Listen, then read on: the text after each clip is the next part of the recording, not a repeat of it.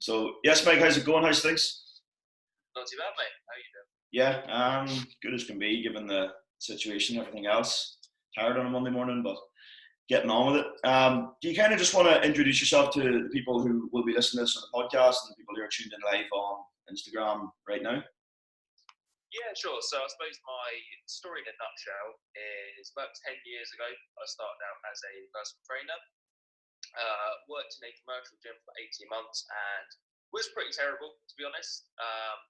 Very much a natural introvert, quite shy, really struggled with getting clients. Decided that actually I didn't like being in the gym, so I moved back to my hometown of Southampton, set up as a mobile trainer, and actually somehow managed to do kind of okay. So I got to the point where I was doing sort of 50, 55 sessions a week, which was pretty heavy. Basically did that for about another 2 years before I realised that this is not particularly what I want to be doing for the long term. And so started up as an online coach, and again that grew organically. And then what I found with that was that actually, rather than I enjoyed coaching people, but what I enjoyed a lot more was actually the marketing side of things, specifically writing. So used to write blogs, did stuff on social media, wrote my emails, all that kind of stuff, and then gradually got into copywriting, and then took the plunge into full-time copy sort of back end of 2016, I guess it would have been. And so yeah, for the last 3.5 years, I've been writing copy full-time. More recently, diversified slightly more into teaching others how to write copy. But yeah, done a lot of stuff in different industries. Sort of obviously started off with fitness, just due to my background, but I've written in sort of the biz ops space, general health offers, finance, different coaching bits and pieces. So yeah, I suppose in about 90 seconds, that's been the last decade, really. Yeah, it's pretty cool seeing the way you've kind of evolved just from being a mobile personal trainer to where you're now. And it's a relatively short space of time, to be honest, for most people who would kind of choose a career path and then end up in a different one. It usually takes a decade or two for people to kind of go down that route. So it's a pretty cool story. And guys, if you're tuning in today, what we want to touch on is more in the terms of like content creation and copywriting, in terms of if it's improving the quality of your writing, or just a few tips on actually generating more leads for your business. If it's a fitness business, if you're in the any kind of the service industry, beauty industry, just any business really, because again, the principles remain the same for all this. It's just your wording, the actual specifics will change slightly. So the first kind of topic we wanted to touch on was quality versus quantity when it comes to your content creation. And you see this argument quite a lot. I suppose there's probably no right or wrong. It's probably down to the individual. But where's your kind of stance on that? Well, I think it certainly works on some sort of spectrum, like a lot of stuff. As in, you'll get the extremists at either end, who some people say, I'm only going to send one email and one post every 2 months, I'm going to make it amazing. And I think there are people who can get away with that. Like I can think of a handful off the top of my head who do very well from doing that. But I don't think that's how they built their business. I think they built it with a lot more consistency, a lot more quantity. Same as if you think about training. When you get to a certain level, you can probably maintain on, let's say, 2 sessions a week, but very few people are going to get super strong and super massive on 2 sessions a week. Yeah. Likewise, you'll get people who think it's all about keeping up with the algorithm. It's all about staying current and getting stuff out as much as possible, which to me is a bit more of a haphazard approach. I think that's not giving your audience the credit they deserve, because you're thinking, I need to get something out rather than I need to get something out that's good. So I generally fall somewhere in the middle, where I think that to start off with, the more you practice, the better you're going to get, and that serves you well long term. So I'm certainly not against at the start people doing a daily post, daily email, even a couple a day, if you think that you can do that. I mean, the big thing for me at that stage is it's almost like a research stage. You're seeing what lands and what doesn't. You're seeing what it's like. You're seeing what you do best the most naturally yourself. But then I think I tend to fall in the middle ground now. So for me, I tend to do sort of almost always 2 emails a week, and then social stuff is kind of as I fancy, but I would say as a rough estimate or rough gauge, it's probably 3 to 4 things a week go out on social. So I think if you're doing roughly something what, 4 or 5 times a week. That's a nice middle ground in my opinion.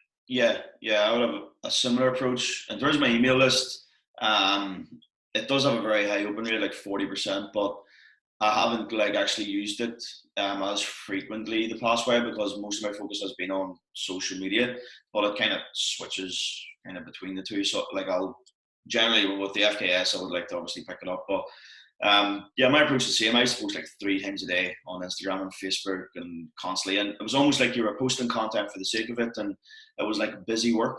Do you know, it was like because your content has to have a purpose. I explain this to my clients who like I've been trying to improve their content, the kind of the fitness business clients. I'm like having content without a call to action is like going out on a date and not asking for the person's number at the end of it. So you need to make sure you actually you have a formula or you have a system you're using with your content to keep it the message consistent, the audience you're targeting your audience right, and it obviously makes it easier to write. It keeps kind of you because you're not giving like mixed kind of messages out with your content. Some weeks could be super good, then next week's could be really kind of lazy looking. And yeah, so now I just kind of post once a day, and maybe 4 of those a week, 3 are like really, really golden posts, and then the other ones are kind of like just almost like filler posts, but they're still like adding value of some form or other. Yeah, and I certainly think when you've been doing it long enough, actually, what it tends to happen is that the posts that before you consider filler posts, actually where you're getting better. That quality is sort of what you'd have considered your best ones would have been a while ago. Yeah. And yeah, I definitely think that the whole thing is that when you're putting out something, does it have a purpose? Is this helping someone? Is this enhancing my reputation? And is it adding value? If so, I think if it checks all those boxes, and if you can read it yourself without getting bored, my thing is just that there's a lot of people out there who just put stuff out because they think I need to put something out today, and they don't really care about it. But I think actually that then becomes more damaging to a reputation potentially than just going, you know what, not really got anything to say today, so I'll leave it till tomorrow when I'm more inspired. Yeah, there's more important things going on in your business than having to keep up with an algorithm or something in your fitness business or whatever business you have. And like I try and get that clear with people as well. And you don't have to be on every day. Like, this is the dynamic of Instagram stories is massive. So, and the context of how you get your message across. So some days you don't have to write anything. Sometimes like a picture or an infographic I like to kind of crop tweets to make them short and sweet, and then like a really short bit of copy with them. And it seems to be really effective. And it also kind of breaks that attention chain, breaks the chain when people are scrolling down. So it's like picture, tweet, and then it kind of catches their attention. So it's quite good as well. So yeah, like, would there be any kind of tips there you would give to people to kind of catch people's attention with their writing in terms of that? Or, I like the saying facts tell, stories sell. So try not to talk about the processes and try and be a bit more emotive. Yeah, 100%. I would say that in terms of grabbing attention, I mean, that's when stuff like there's an email, a subject line comes into the equation. If it's a social post, then the first line that you do. And again, I think very similar to the quality versus quantity argument, that stuff is more important when you start out because you want to get people's attention. As you get more into it and as you find your voice and people start to follow you and engage with what you're saying, that's probably not as important because they'll just see that you've posted something and they will go and read it because they want to.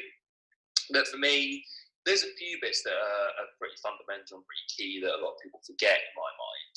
And that is that adding value always has to be a big thing. So there are a lot of people out there who go for the model of, they basically embrace the idea that, people buy to get out of pain. And that is very, very, very true. More people are more likely to buy to remove a pain point than to achieve something.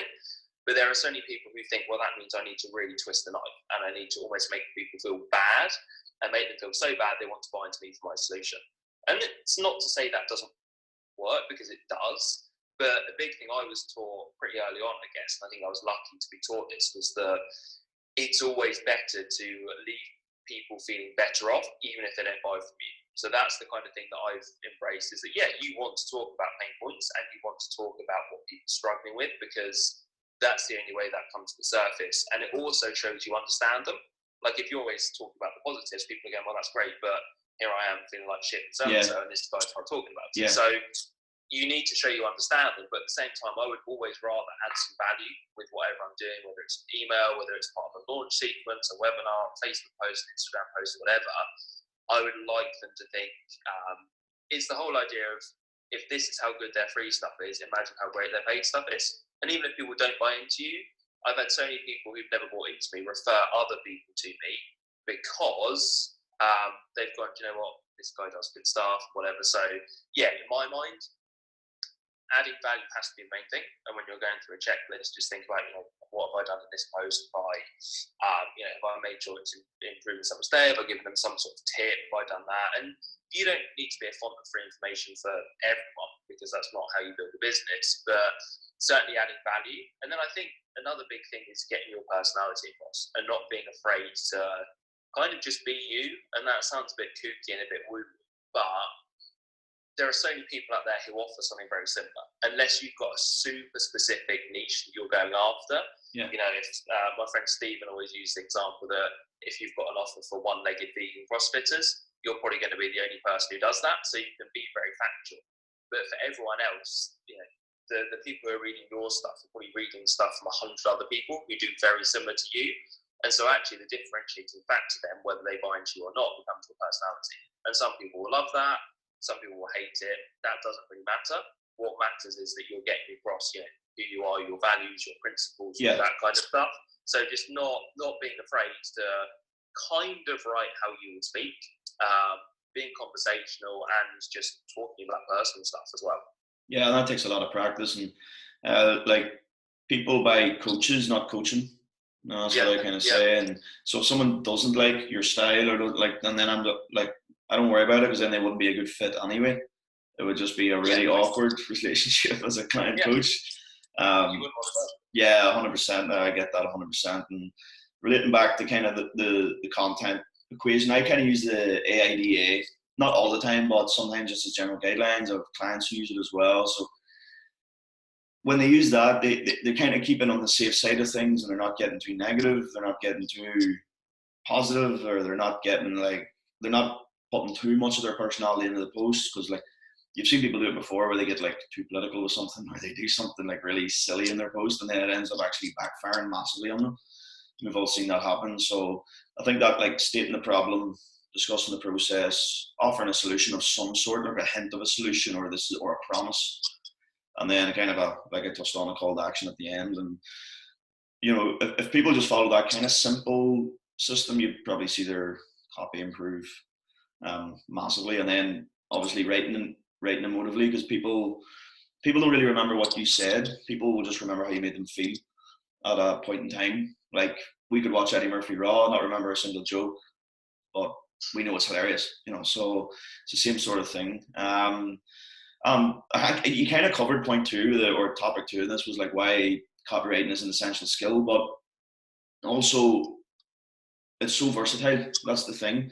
So you came from a personal training background and kind of figured along the way, hold on a second, I have kind of something here, you had a light bulb moment. I've been in something similar, probably over the past, actually probably just the start of this year, where it's been more my clients have become personal trainers, or online coaches, or studio owners, and more of the coaching for them has been towards putting out fires for their clients, or generating more leads, or showing them how to write their content better, or and I'm like, right, well, there's definitely a product there somewhere, so I'll maybe look into that. Then I've been following you for quite a while, and then you had the opening again for the FKS, and I was like, that's it. And then with this situation going on, it pretty much forced my hand, like I explained to you, with what, I wasn't due to really start this until maybe June, but it's really forced my hand that far that it's probably going to start Easter, probably in around Easter time, like we were talking about. And yeah, you kind of have to look for the silver linings in that, I suppose. So is there anything kind of what else you want to kind of touch on there, or kind of what I went on, and why copywriting is an essential skill?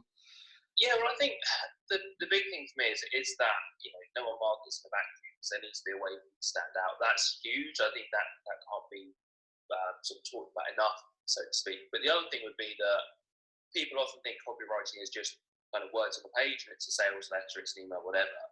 Actually, it's so transferable because you need to have a basic understanding of copy in order to do a video, in order to do a live, in order to even be on a podcast or something. And that's not to say that you get on a podcast and every answer is crafted to try and sell yourself, because that's just a bit sleazy, basically. Yeah. But, when someone says to you, if you're on a podcast, let's say, and they say to you, okay, tell us a bit about yourself, you want to know, okay, well, what do I want to talk about here to position myself? Because copy is not just selling stuff.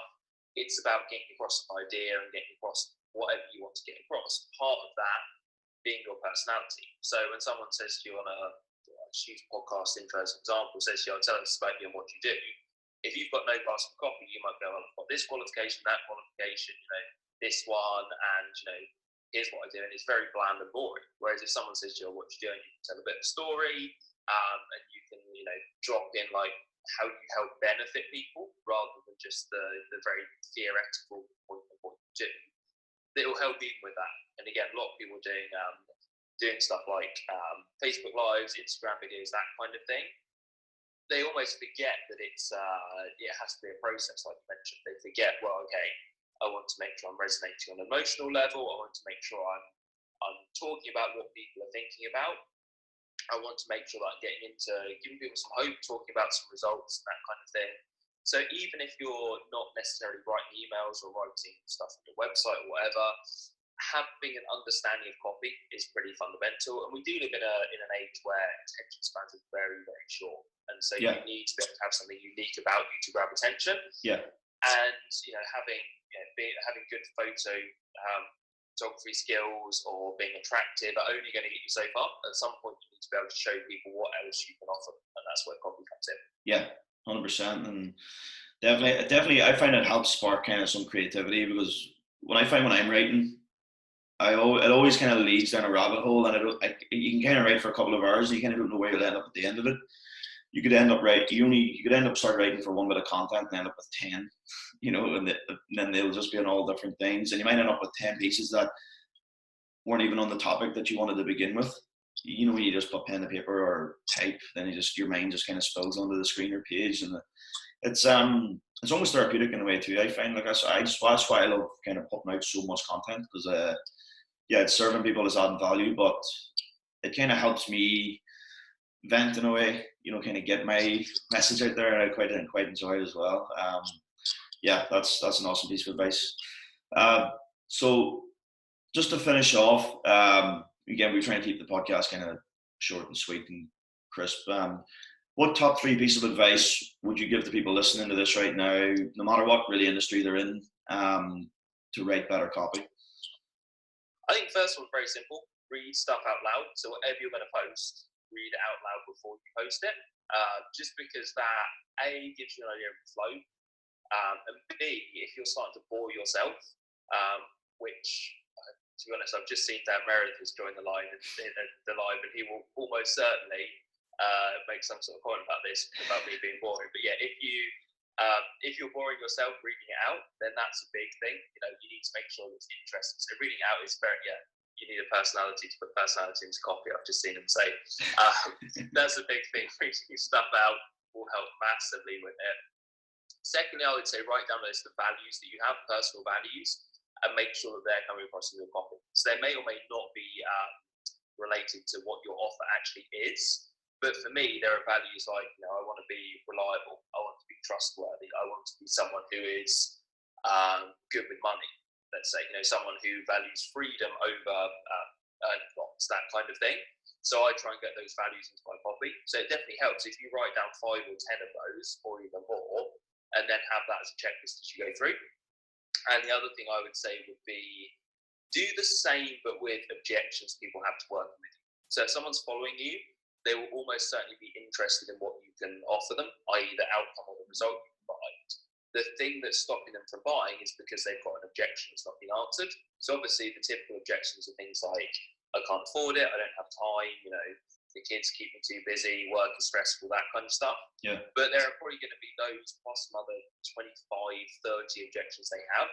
So if you write down a big list of those, get as many as you can, and then intermix them in your copy, go through that as a checklist and see if you can bust them. So ideally, in every post you write, there'll be some way that you can bust an objection. Go through that whole list of 20, let's say, in your content. When you tick them all off, just go back to the beginning and start working through systematically again. Just so that you're answering the questions that are in their head and you're answering before they've even asked them, which apart from busting the objection also helps them again feel like you get them. That's definitely just automatically going to organically kind of generate more leads for people. That's really smart process.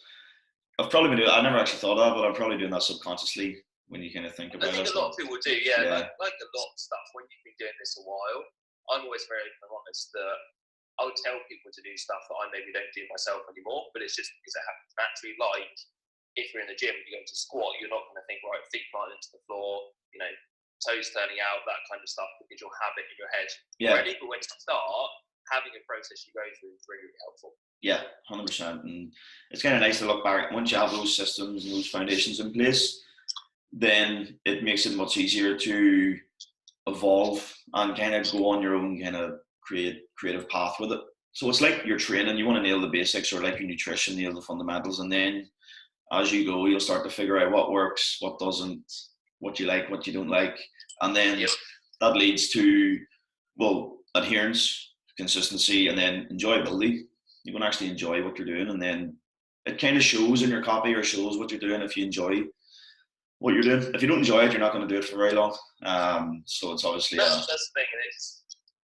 People say it to me a lot, is that once they have a process, like anything, once you start getting better at something, you start to enjoy it more anyway. Then it definitely comes across if you do. People can tell if it's a chore for you. Yeah, 100%.